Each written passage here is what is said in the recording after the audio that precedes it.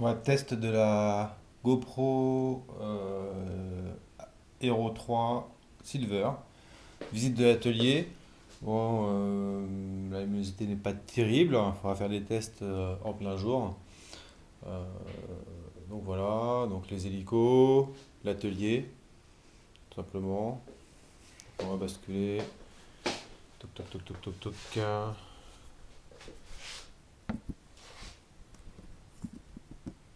Ok.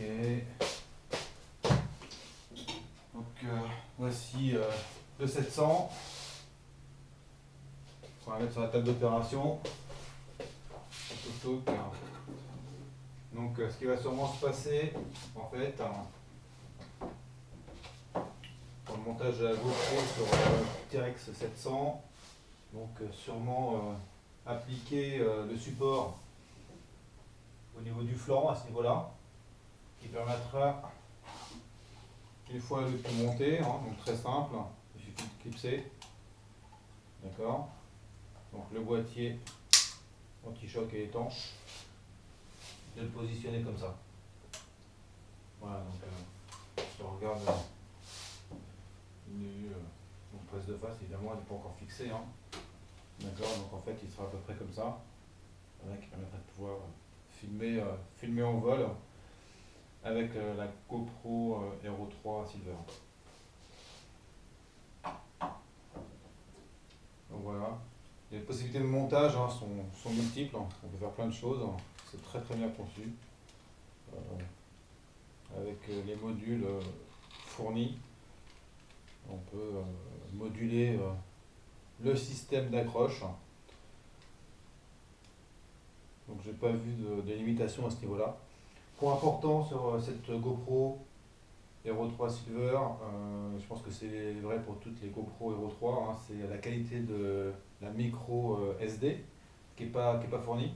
Donc absolument prendre une classe 10. J'ai fait des tests avec d'autres micro SD hier, et avec des gros soucis, notamment de reconnaissance de l'héros sur le PC. Je ne pouvais pas accéder au- à la carte depuis le PC. J'ai donc mis une micro SD donc de 16 Go, c'est tout ce qu'il y avait disponible pour le moment. Donc 16 Go classe 10, la classe 10 étant importante, c'est les vitesses d'accès et d'écriture sur la carte a permis de résoudre tous les problèmes. Donc voilà, là, voilà. Donc ce qui est pas mal également, c'est le pilotage depuis l'iPhone. Par contre, le seul souci que j'y vois, il faut que je creuse. En fait, effectivement, on peut avoir une view, une preview en fait de la caméra. Et je note un décalage d'environ 1 à 2 secondes entre ce qui se passe réellement et le preview sur l'iPhone. Donc bon, pour l'FPV, je pense que c'est pas acceptable. Donc ça, c'est un point à creuser. Mais également, c'est le choix soit en preview, soit en enregistrement. C'est-à-dire que en enregistrement, je perds le preview. C'est-à-dire que là, je ne peux pas voir ce que filme la caméra, par exemple. Dans le sens où le preview n'est pas supporté. Je ne sais pas si ça se voit d'ailleurs. Donc je verrai ça au montage. Le preview n'est pas supporté quand on enregistre un film. Donc voilà, je vais couper l'enregistrement et zipper tout ça pour envoyer au poteau.